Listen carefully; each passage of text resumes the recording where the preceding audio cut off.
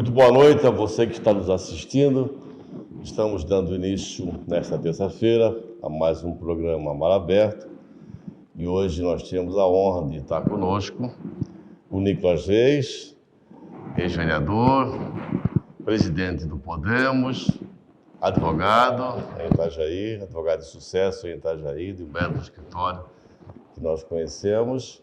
E teremos o prazer de ouvir o Nicolas hoje. Vamos falar sobre a política de Itajaí, vamos falar sobre a política do Estado de Santa Catarina, o momento que está passando o próprio Estado de Santa Catarina, tanto política quanto economicamente, onde é que tem essas influências todas, como tudo isso pode influenciar nas próximas eleições, que a partir do ano que vem, para governador.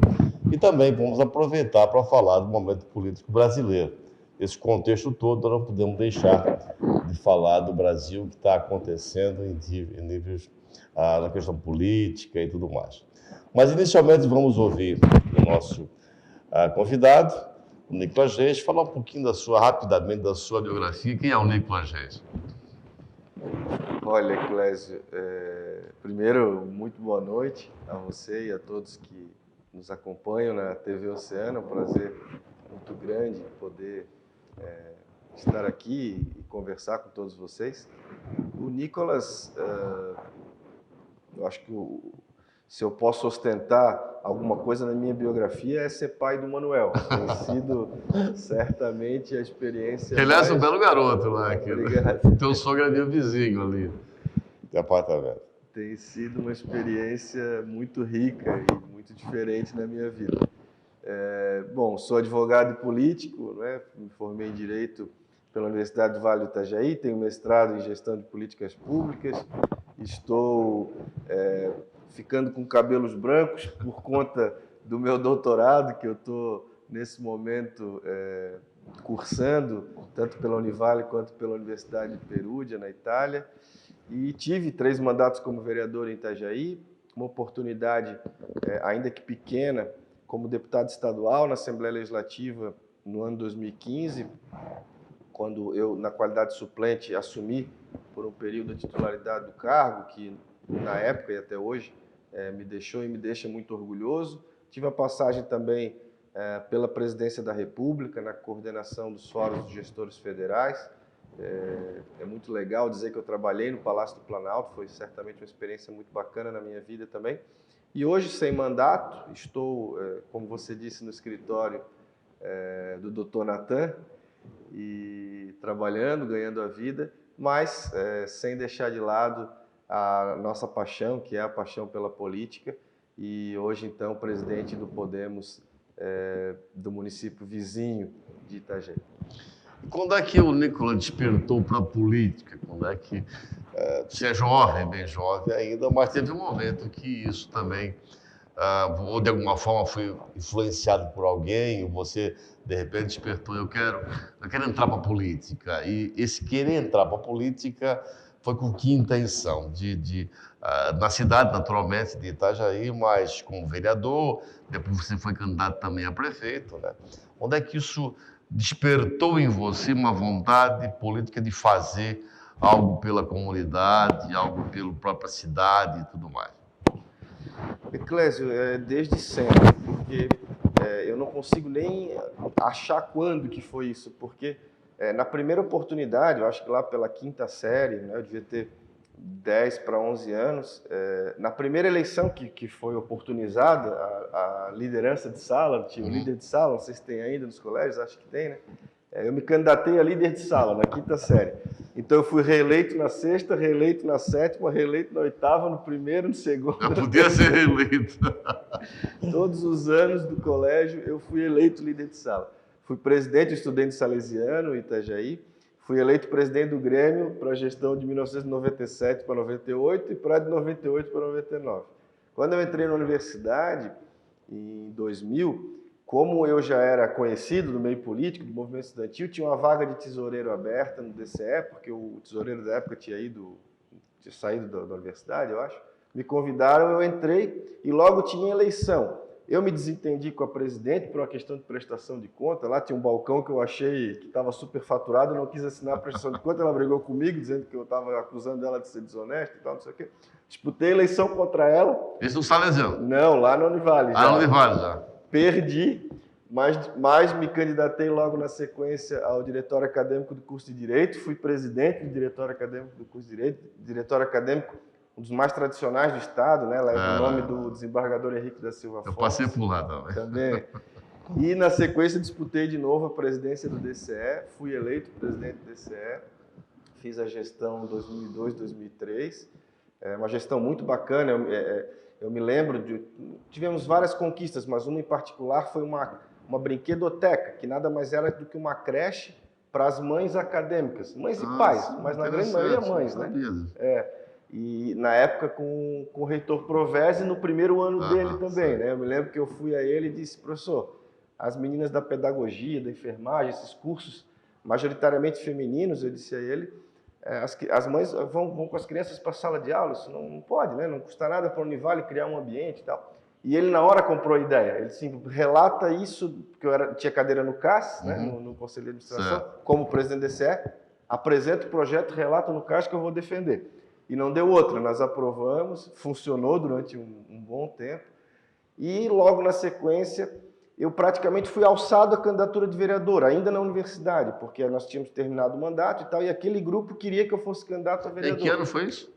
Eu fui presidente do DCE de 2002 a 2003. 2003.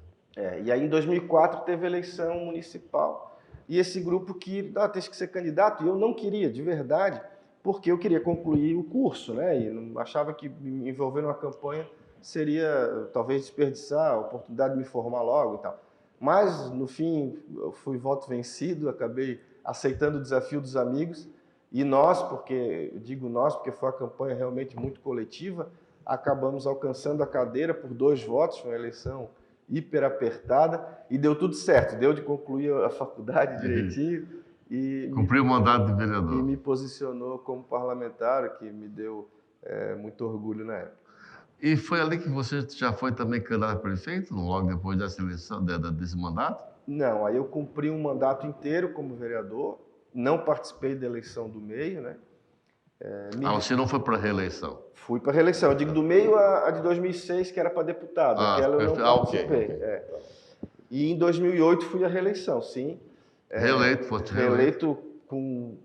Aí mais tranquilo. Quase exatamente o dobro de votos, né? Deu um pouquinho mais que o dobro de votos ainda em relação à primeira, então foi uma eleição relativamente folgada. E em 2010 eu disputei a eleição para deputado federal, fiz uma eleição boa, fiz 28.806 votos na época, uma votação bastante expressiva, nominalmente a maior da cidade.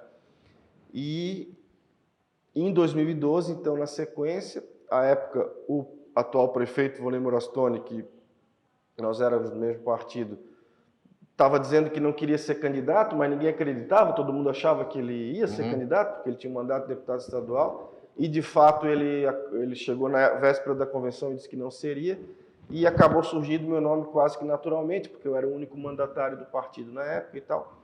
E eu, um pouco a contragosto, um pouco assustado, acabei aceitando e disputei aquela eleição. Absolutamente não me arrependo, não é isso, né?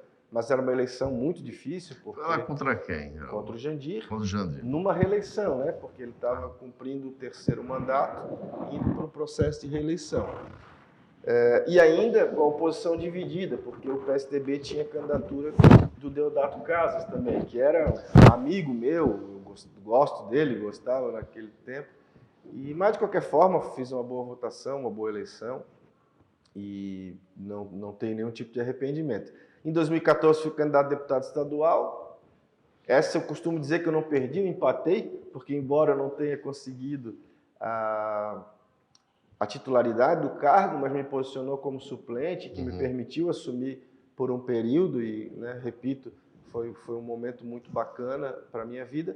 E em 2016, nós tínhamos uma expectativa de que o então deputado Paulo Bornhausen pudesse ser candidato a prefeito de Itajaí. Eu, nesse momento, fiz uma migração de partido exatamente na expectativa de eventualmente conseguir uma composição como vice dele, porque eu acreditava muito no projeto liderado pelo Paulinho, mas as circunstâncias acabaram não convergindo, digamos assim. O governo, à época, lançou a sucessão, o advogado e amigo João Paulo Tavares. O João, eu não teria problema nenhum de ser vice dele, mas não houve convergência partidária também. E eu acabei fazendo uma opção por ser candidato a vereador para poder permanecer vivo no processo político. Acho que nesse aspecto, dadas as circunstâncias, acertei na decisão, fiz uma boa eleição para vereador, cumpri mais um mandato como parlamentar em Itajaí, o terceiro, e a eleição de 2016, também, 18, aliás, insisti como candidato a deputado, mas naquela onda Bolsonaro, eu até considero que fiz uma boa votação, mas Itajaí majoritariamente votou por uma mudança, o que os teóricos da política aí chamam de anti-establishment, anti-sistema, né? E acabei não logrando êxito. E a de 2020 resolvi não disputar, exatamente pelo nascimento do meu filho, pelo fato de eu estar fazendo doutorado, porque nós precisávamos convergir numa grande coligação se nós quiséssemos derrotar o atual prefeito. Isso precisava que alguns políticos de mais tempo, como eu, dessem um passo atrás, pudessem fazer a fila andar. Por muito pouco mesmo, né? Meio percentual, o que não é nada, nós não conseguimos derrubar o projeto de reeleição do prefeito Volney e eleger o Robson Coelho, prefeito de Itajaí, mas também não há qualquer tipo de mágoa com relação a isso. Nós fizemos o que tinha que ser feito, apresentamos para a cidade uma alternativa viável e consistente. A população escolheu o outro caminho, majoritariamente, e a gente, evidentemente, respeita muito isso. E os nossos parlamentares eleitos, pelos partidos coligados, e o nosso em particular, que é o vereador Rubens Angioletti, acabou que foi o vereador mais votado da história da cidade, fez 4.100 e tantos votos, 1.500 votos além do segundo colocado, foi uma coisa bastante impressionante, expressiva, e ele faz um trabalho excepcional na Câmara Municipal. Ele não se taxa, ele não se rotula oposição, e de fato não é. O Rubens é um vereador muito autêntico, que vota as pautas do governo quando são do interesse coletivo, se posiciona contra quando ele entende que está ferindo algum princípio importante para a cidade, para os valores, para as convicções dele e dos eleitores dele, fiscaliza bem o recurso público, e é isso que o partido tem oferecido à cidade. Eu tenho certeza que a partir da eleição do ano que vem nós vamos conseguir apresentar um bom projeto nas candidaturas a estadual e federal e também para o estado, e a tarefa é evidentemente se preparar para esse momento que está chegando, porque quem é dirigente partidário sabe que acabou uma eleição e imediatamente está começando a próxima. Isso no Brasil é assim, né? Embora eu seja contra, eu penso que o Brasil deveria ter uma eleição só, coincidente os mandatos, com mandatos de 5 anos para executivo, né? E 5 anos também, naturalmente, para o legislativo, mas com 2 reeleições. Mas isso é uma posição minha, não é? Mas acho que é uma questão que o Brasil ganhava em termos de custos, tá? E também de renovação a cada 10 anos da Câmara, parte dela, enfim. Mas então esses 4 anos que o Nicolas está aí, sabáticos, eles voltarão daqui a pouco, de alguma forma, em algum cargo, seja no município, no executivo, no próprio legislativo, ou até no estado, no legislativo. Isso deverá acontecer, porque você tem essa vocação política, como se falou, relatou há pouco, desde a época de faculdade, isso vem no DNA, vem no sangue, né? Então, dificilmente você consegue, de uma hora para outra, quero largar isso. Mas tinha alguns motivos, certamente. O filho recentemente nascido, mais o teu doutorado, tudo isso acabou ajudando a dar uma segurada. Mas acreditamos que o político Nicolas Reis daqui a pouco esteja de volta no cenário de Itajaí, até do estado. Estou errado, não? Não está errado, não. Eu primeiro queria dizer que eu concordo absolutamente com a coincidência das eleições. Eu, como político, não sou mais jovem, estou com 39 anos, mas quando eu comecei eu era bem jovem, eu tinha 23, e eu sofri na pele a dificuldade interna dos partidos de você poder suplantar lideranças já consolidadas. E o Brasil, as democracias que funcionam bem, funcionam porque tem quadros renovados de maneira mais frequente. O Brasil conserva muitos caciques, muitos coronéis partidários, todo um sistema preparado para isso, que não é mudado exatamente porque são eles mesmos que fazem as leis, né? Então é muito difícil você suplantar essas lideranças, eu sofri isso, e certamente a coincidência das eleições numa só ia ser um fator de renovação natural, porque hoje a grande verdade é que o político ele reserva o espaço da candidatura estadual para ele, para ser candidato a prefeito ali na frente. E aí ele reserva para o aliado dele o estadual para poder depois ele voltar para ser prefeito. Então vira um círculo vicioso que certamente dificulta os políticos novos, não só de idade, né, mas os políticos novos que estão se dispondo a participar de eleições, de poder quebrar essa marcha dos acontecimentos. Talvez o fenômeno do PSL na eleição de 2018 tenha muito a ver com isso. E quanto ao meu retorno, na verdade, eu nunca saí, né? Eu estou dando tempo nesses anos sabáticos, mas, repito, como dirigente partidário, então também não tem como a gente ficar de fora, a gente, em muita medida, está dentro desse processo. O vereador Rubens, que eu citei, é um cara muito parceiro do partido e um cara que troca muita figurinha com a gente, então é muito legal ter ele como vereador, porque ele respeita um pouco da nossa experiência e, ao mesmo tempo, tem autenticidade para botar a marca dele, o DNA dele nas posições que ele assume, mas tem sido muito legal esse trabalho junto com ele.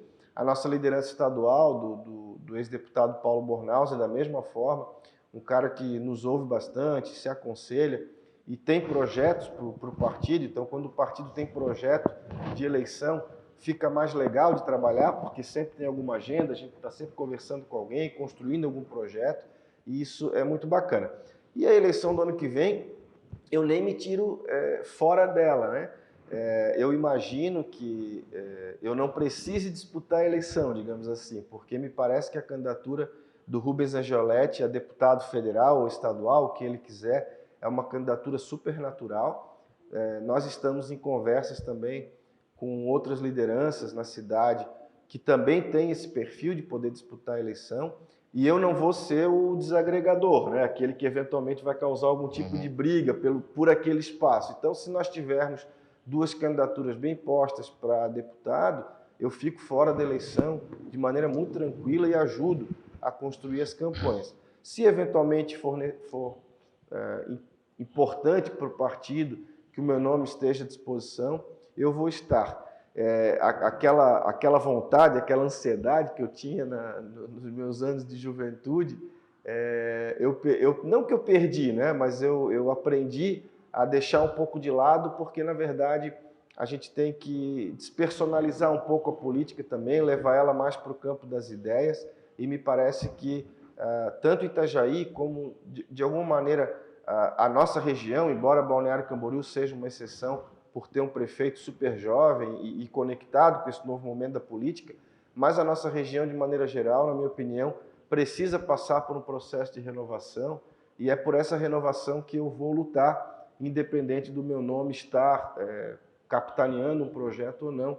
Eu me sinto super confortável hoje com as lideranças que a gente tem no partido de poder fazer esse trabalho, como popularmente se chama, pelos bastidores. Essa renovação que você falou, Nicolas, Itajaí, historicamente, ou a região, historicamente, tem sofrido ao longo dos anos. Eu tenho percebido isso, e durante meus 4 anos que eu estive à frente da Associação Empresarial como presidente, eu trabalhei muito isso para que nós pudéssemos formar em Itajaí. Itajaí tem hoje um eleitorado, aliás, eleitores suficientes, acho que são 144 mil, se não me engano, mais ou menos isso. Acho que isso é suficiente para eleger 3 deputados estaduais, 1 ou 2 federais. Só que nós não conseguíamos eleger, por quê? Porque, na verdade, saíam muitos candidatos e isso pulverizava voto, além dos de fora que vinham aqui ainda e conseguiam levar alguns votos da nossa cidade, da nossa região. Então, isso eu vejo como uma desagregação, não das pessoas, mas dos partidos em si, para um projeto regional. Pessoal, não vamos lançar 15, 20 candidatos, vamos lançar aí 3, 4, 5, meia dúzia, que nós garantimos, com certeza, pelo menos eleger 2, 3 deputados. Isso eu vejo que Itajaí, ao longo desses anos, nós tivemos algum tempo sem representante na Assembleia de Itajaí. Temos agora o Coronel Moceli e a Ana Campanhola, que também não vejo muito se envolver nos problemas da cidade, também não conheço muito para poder falar. Mas o da Moceli está sempre aí, sempre conosco, sempre trabalhando. Mas são os representantes também novos, entraram na política, eu acho que recentemente, mas que precisa ter alguém um pouco mais experiente e também que conheça bem os problemas da cidade. Então, isso aqui você falou, não é para desagregar, mas é para agregar e trazer gente nova, que a política precisa disso. Temos 2 fortes candidatos, que é o próprio Rubens Angioletti, que é uma liderança nova que está surgindo, o Robson também, e outros aí que possam despontar. Eu falei outro dia com o Gabriel Zanon, que eu acho que é um garoto jovem, muito jovem, mas eu fiz com ele uma live e eu gostei muito quando ele disse, eu quero ser político. Então, ele disse, eu quero ser, eu vou ser, e demonstrou o interesse, comprometimento de ser um político. Esperamos nós que seja de fato aquele político que queira mudar alguma coisa na cidade. Mas nós tivemos uma eleição recentemente para prefeito, trazendo lá de fora, nós estamos 24 anos com 2 candidatos, que são 2 candidatos já da chamada da política, embora eu não goste desse nome. Né? E houve algum erro estratégico? O que aconteceu que nós não conseguimos mudar essa questão desse ano já, que já eram 20 anos, vamos para 24 agora, de gente Jandir e Volney, que são 2 lideranças, naturalmente, que são indiscutíveis, que têm um patrimônio político forte. Né? Mas eu acho que já era esse ano para começar uma nova cara de projetos, enfim. Sem dúvidas. Eclésio, eu tenho uma teoria que é minha, pode estar errado, pode estar certo, e não tem como saber se está errado ou está certo, porque a eleição já passou. Mas a minha teoria é a de que, e a minha teoria, na verdade, é uma teoria baseada em estatística, em número, porque eu acompanho as pesquisas eleitorais de Itajaí com frequência. Então, e não só eleitorais no sentido de intenção de voto, mas de sentimento das pessoas em relação ao governo, em relação às figuras e tal. E eu posso te afirmar com absoluta certeza que não havia a menor chance do prefeito Volney ser reeleito em circunstâncias normais. A rejeição dele era altíssima, a intenção de voto era baixíssima, e qualquer projeto que se contrapusesse a ele de maneira sólida, ou seja, que reunisse a oposição num grande grupo, levaria a eleição com certa folga. Então, a minha teoria, e isso passou a mudar quando? Quando da pandemia. Então, a minha teoria é de que o prefeito Volney reconquistou o coração das pessoas quando a pandemia começou.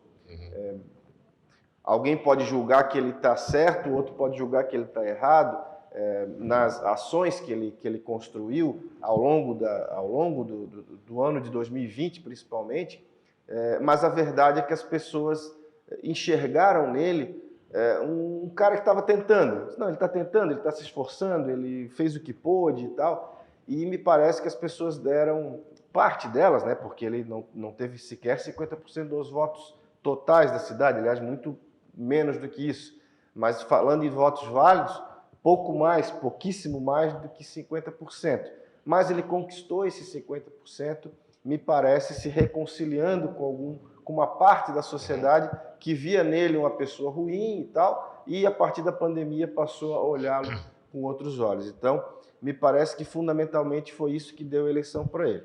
Outra coisa foi, lógico, a oposição se uniu quase que totalmente, mas ainda sobraram 2 candidaturas, que foi a candidatura do Oswaldo Mafra e do Patrick Dauer.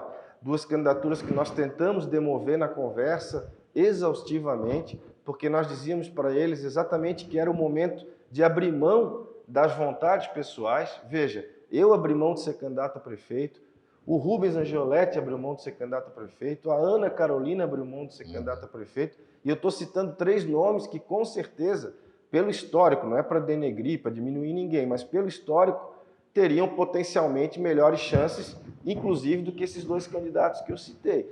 Então, era dever deles, na minha opinião, se eles também lutavam pela mudança, que eles abrissem mão das candidaturas. Mantiveram as candidaturas e os votos que faltaram foram até menos do que os votos que eles somaram. Então, enfim, tem uma série de circunstâncias, mas me parece que o fator principal foi esse da reconciliação do Volney com uma parte importante do eleitorado. Concordo que é uma pena, né? Todos sabem a minha posição, eu defendi ao limite a candidatura do Robson Coelho, porque enxergo nele alguém que representa novos valores, não, velhos valores, né? Bons valores, e que tem essa conexão com o que é novo, com o que é melhor, né? E com as pautas regionais, Eclésio. Itajaí é uma cidade riquíssima, nós ostentamos ter o maior PIB, ora o segundo melhor PIB, a depender do método que for calculado, continua sendo o primeiro. Mas certamente uma economia, enfim, que brilha aos olhos de qualquer catarinense, e a gente não consegue transformar isso sequer num trevo de acesso, porque nós temos 2 coisas lá que nos envergonham diariamente. Então, só para ficar num exemplo ridículo, né? De ridículo no sentido de pequeno, de óbvio. Então, mas é o que é, né? Na política a gente tem que aceitar o resultado das urnas, e a gente aceita, e projetar o próximo passo, reconhecer erros também. Eu acho que a campanha corrigi-los, né? Errou em alguns aspectos que precisam ser corrigidos, mas eu tenho muita convicção de que a próxima eleição vai ser bastante diferente e que o povo de Itajaí vai conseguir enxergar nesses nomes que a gente foi citando aqui aos poucos um caminho de desenvolvimento. Muito bem. Eu falei em 2 lideranças novas que estão surgindo, já estão aí há algum tempo, que é o Robson e o Rubens Angioletti, mas também não devo esquecer da Ana Carolina, né, que também é uma liderança que tem a sua expressão, temos que considerar com certeza. Nós vamos para um intervalo comercial e voltamos. Você tem a oportunidade de tomar a sua água, nós voltamos já, não saia daí.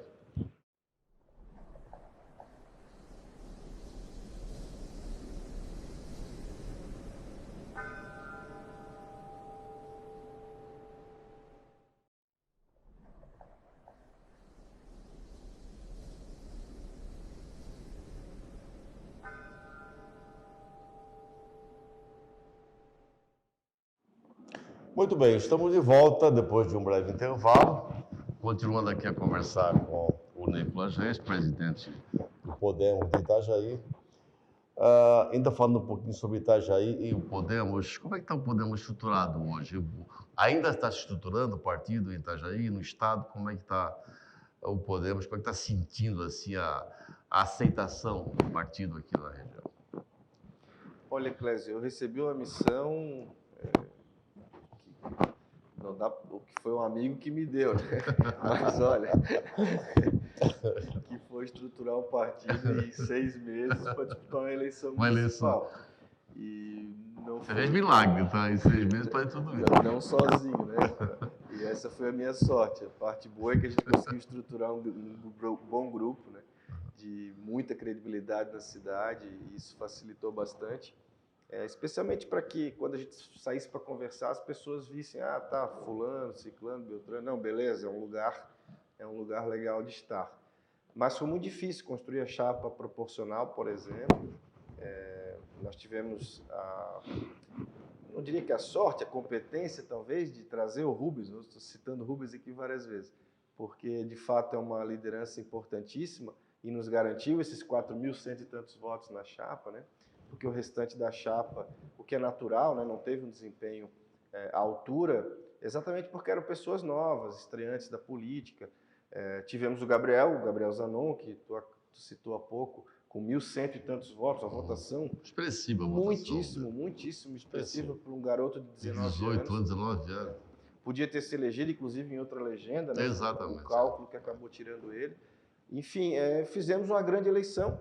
Podíamos, inclusive, ter participado da chapa majoritária. Há quem defenda que fosse Robson e Rubens, ou Rubens e Robson, o resultado final seria outro, mas, por uma questão de composição, o vereador Lapa também era uma figura, ainda e era uma figura importantíssima, e fez bem o papel de vice, nos representou muito bem, mas nós fizemos um gesto de estar fora da chapa majoritária, é isso que eu quis dizer. Então, acho que nós fizemos o dever de casa naquele momento.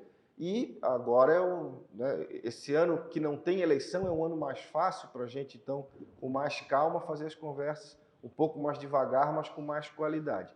E o nosso objetivo, certamente, e eu creio que a gente vai conseguir isso, é apresentar para Itajaí, para toda a região, 2 candidaturas a deputado no ano que vem. Uma deputada estadual e outra federal, e ambas com muita força. Se o Paulo Bornhausen quiser ser candidato a deputado federal, ele vai ser com domicílio Itajaí, porque o domicílio dele é lá. Será deputado por Itajaí. Ele é nosso filiado, será deputado por Itajaí. Nós vamos amarrar ele na ANF. Ele já está amarrado, porque ele já se deu um nó quando idealizou, né, o projeto Nova ANF, e ao presidir o conselho consultivo desse projeto, que é um projeto importantíssimo, com diversas frentes, ele já se amarrou, mas se ele eventualmente for deputado federal e com domicílio Itajaí, certamente a gente vai ter um ganho de qualidade muito grande. E o vereador Rubens Angioletti, que é o meu pré-candidato a deputado estadual também pelo partido, com as chances mais reais do mundo, né? Porque ele vem de uma reeleição muito bem consolidada, está muito bem com o eleitorado, exatamente porque ele é um cara muito verdadeiro, muito coerente com as próprias posições. Esses dias eu estava no cabeleireiro, né, no barbeiro, e encontrei, não vou dizer quem é, mas encontrei um personagem da imprensa de Itajaí, muito emblemático, e ele virou para mim e disse: Nicolas, o Rubens, ele disse: eu acompanhei fulano, Beltrano, Ciclano, que eram profissionais da imprensa que se elegeram vereadores no passado.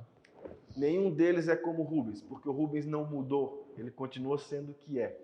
E eu acho que é isso mesmo que traduz o Angioletti. Então, Eclésio, respondendo objetivamente, ano que vem, Podemos Itajaí vai ter, com certeza, 2 candidaturas muito bem postas, com grandes chances de vitória e de representar bem a nossa região. Cidade. Nicolas, nós temos Itajaí, como você disse, falou há pouco, Itajaí desponta em primeira, às vezes, segunda, dependendo do modus operandi do cálculo do ICMS, mas primeiro no PIB, ou segundo no PIB, enfim.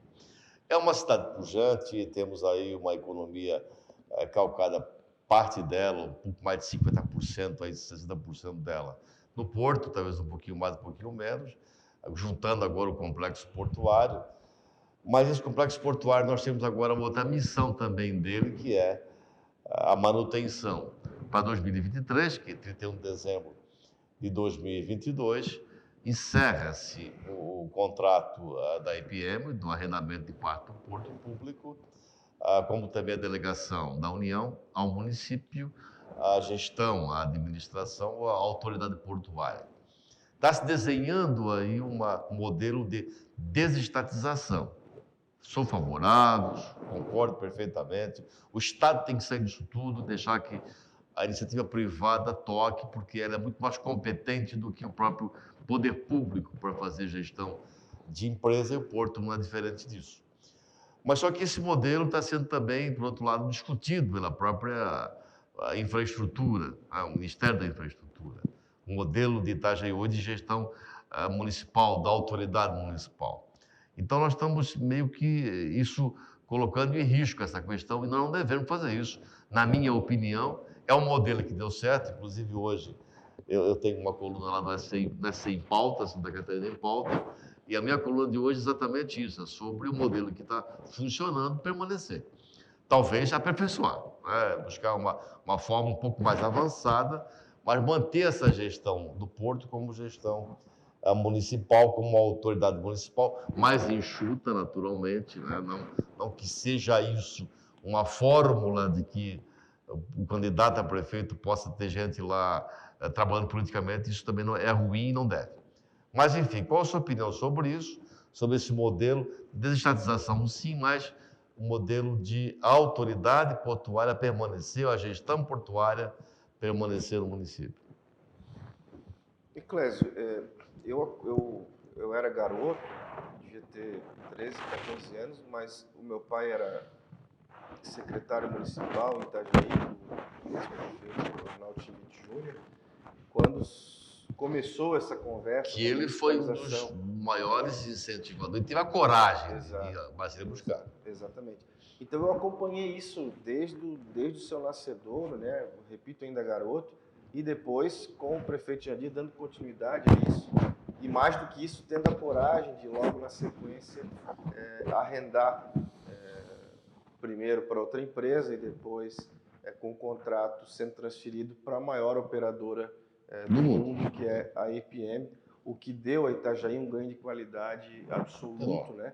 E fez exatamente projetar a cidade para esse momento mega importante que a gente vive. Quando a gente fala desses termos e adjetivos genéricos, a gente pode traduzir isso em pão na mesa das pessoas. Sim. Né? As pessoas têm emprego, elas têm renda, elas compram um carro, compram carne, compram gás, porque o Porto de Itajaí hoje tem uma movimentação de dar inveja a outros portos do país e uma eficiência de dar inveja a outros portos do país. E por que não tem mais? Porque nós temos um contrato que tem 1 ano e tanto. E é evidente que nem a EPM, nem qualquer outro empresário que estivesse tocando o porto faria qualquer investimento para amortizar em 1 ano e meio. Com certeza. Então, a primeira coisa é que é preciso que uma decisão seja tomada. Eu acho que essa é a primeira questão. Eu não sei se tu partilha da minha opinião, e a tua opinião para mim é mais importante do que a minha nesse ponto particular, mas eu vou dar o meu pitaco, que quando o ex-presidente Michel Temer editou aquele decreto que previa a possibilidade de prorrogação dos contratos... 90-48. Exato. Itajaí perdeu uma grande oportunidade de chamar a empresa, reequilibrar aquele contrato e dar ao concessionário, ao arrendatário, no nosso caso, 50, 70 anos para ele permanecer aqui, exatamente porque ele é o maior do mundo e não teria no mercado nenhum outro melhor do que ele para estar aqui em Itajaí. Sim. Lógico que em termos decentes, em termos republicanos, com transparência envolvendo a sociedade civil, evidentemente. O decreto foi derrubado, houve denúncias de que ele estava direcionado para Santos e tal. Nós não tínhamos nada que ver com isso, porque afinal ninguém aqui pressionou pela edição de decreto, fez lobby. Eu acho que Itajaí faltou coragem ao prefeito para tomar uma decisão política que não nos colocaria nesse momento de interrogação, de incógnita que a gente vive hoje. Dito isso, a minha posição é exatamente a mesma que tu externou na pergunta, ou seja, nós queremos a concessão, queremos que seja pelo maior prazo possível, mas nós queremos critérios que beneficiem Itajaí. Um deles é que nós possamos ter o controle desse contrato, porque essa é uma experiência que está funcionando desde 1995, 96 e que deu certo. Né? Deu certo, não precisa mostrar nenhum estudo, é só você ter conhecido a Itajaí de 1990 e a Itajaí de 2021. A mudança é absolutamente radical. Então, nós precisamos que o governo federal possa entender as nossas peculiaridades em relação aos outros portos do país e manter esse controle municipal. Aí a gente volta para o início. Você citou o deputado Mocelin, a deputada Ana Campanholo e a ausência de deputados em outras oportunidades, aliás, durante vários anos, né, em Itajaí. Eu tenho muita dificuldade, Eclésio, aliás, muita tristeza, né, de olhar para o cenário e não ver alguém defendendo essas pautas do desenvolvimento.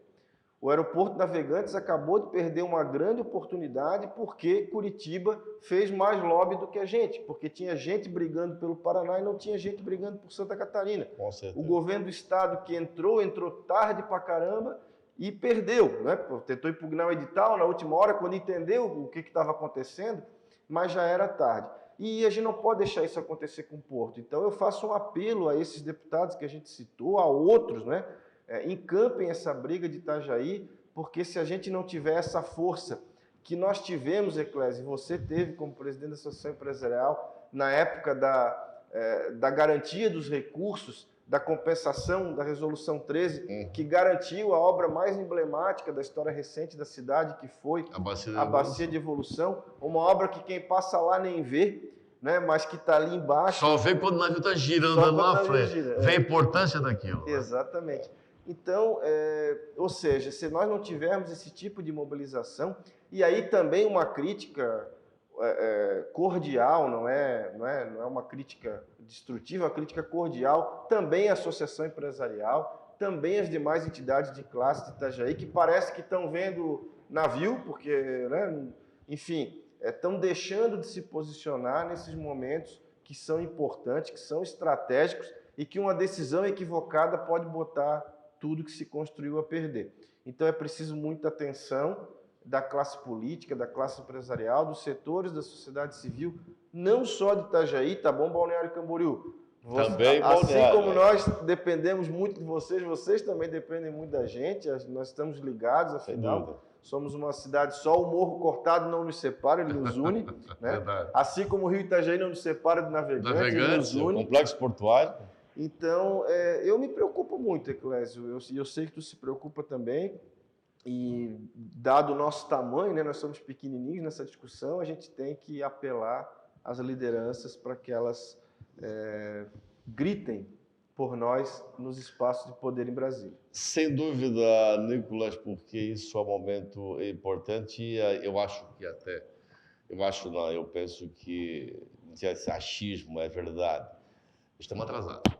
Se você você deduziu hoje de que um portão desse leva 18 meses entre pedir e estar aqui instalado, no mínimo, 18 meses.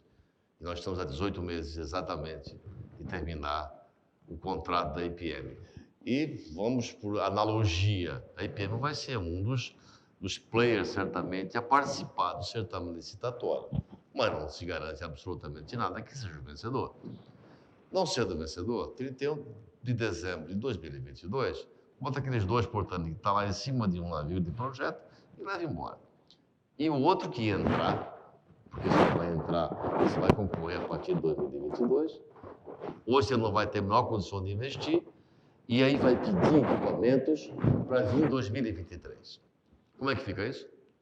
Ou seja, é um ponto de interrogação e há uma preocupação muito grande que esse processo tenha que ser feito e muito rápido, para não perder o bonde da história, como perdemos, como você disse muito bem, o aeroporto de Navegantes. Nós lutamos por isso e perdemos por bobeadas políticas, por falta de ação política da nossa parte, com certeza. Navegantes agora, se não conseguir reverter, que é muito difícil, que o processo licitatório já aconteceu, já ganhou, já tem a CCR aí mandando no negócio, mas dificilmente vai se reverter para ter uma pista aqui de 2.500 metros recebendo câmbio cargueiro, porque temos carga na região. Mas muito bem, mas nós vamos continuar falando sobre isso em outras ocasiões, porque isso é recorrente. Vamos para o Estado. Tivemos agora esse tumultuado processo de governador. Entra vice, sai a vice, 2 vezes. Como é que você vê isso? Como é que podemos ver essa transição toda do Estado? O Estado perdeu, porque esse período que fica aí discutindo se tem impeachment, se não tem, julgamento, enfim, param as coisas. E o Estado não pode parar. Lamentavelmente aconteceu, passamos por isso. Foram crises políticas sucessivas, né? Quando a Assembleia Legislativa achou que ia conseguir derrubar o governador e fazer um governador quase que parlamentarista, porque ia ter uma transição a partir do presidente da Assembleia, o próprio presidente da Assembleia recebe duras denúncias de corrupção, enfim, mancha a própria imagem. Não estou aqui fazendo pré-julgamento, ele vai responder à Justiça, e a Justiça é quem vai dizer. E um deputado salva a vice-governadora. E aí a Assembleia Legislativa muda de ideia. Acaba que o segundo impeachment sai meio a contragosto e o Tribunal de Justiça de Santa Catarina os seus desembargadores membros desse tribunal formado especificamente por impeachment votam majoritariamente pelo impeachment, porque encontram juridicamente elementos muito consistentes de que existia, enfim, interferência do governador na compra fraudulenta dos respiradores, na ordem de 33 milhões, e a Assembleia é quem, no fim, salva o governador numa tentativa política de se reconciliar com ele e tal. Uma bagunça, um episódio lamentável para a história política do Estado, também sem julgamento ao governador, mas quando você olha um voto técnico dos desembargadores, você, no mínimo, coloca uma pulga atrás da orelha e pensa, pô, será que ele tinha a ver? Será que ele, no mínimo, negligenciou? Uhum. Então, é de fato um episódio pitoresco esse da compra dos respiradores, porque você imagina, no auge da pandemia, num momento seríssimo de sensibilização nacional, onde todos estavam solidários uns com os outros, você imaginar que um secretário de Estado pode pensar em roubar descaradamente num momento como esse é, sem dúvida, muito triste. Mas eu penso, Eclésio, que apesar da crise política, o Estado de Santa Catarina mostrou a resiliência das suas instituições construídas historicamente, né? Nós temos um histórico de bons governadores, de bons parlamentares, de bons políticos, e mais do que isso, de um grande povo, né? De um povo empreendedor, acima da média do país, não tenho dúvida nenhuma. E eu acho que essa resiliência, esse extrato que a gente criou historicamente, acabou não permitindo que esses casos específicos pudessem manchar uma história bonita que tem a política e a vida social de Santa Catarina. Então, de qualquer forma, eu quero crer que o julgamento das pessoas nas urnas vai ser... O que vai determinar isso aí no próximo vai ser muito criterioso. Eu tenho muita dificuldade em acreditar que o governador Moisés possa ter algum êxito sequer numa tentativa de reeleição. Acho que ele não consegue nem ser candidato, né? Quanto mais se eleger. De qualquer forma, espero que ele possa botar a cabecinha no lugar, escolher melhor as pessoas e conduzir o Estado até o final do seu mandato da maneira como a gente merece ser governado. Eu coloco muita esperança nisso e me parece que depois desses percalços todos que ele teve que enfrentar, é possível que ele consiga ter algum rumo.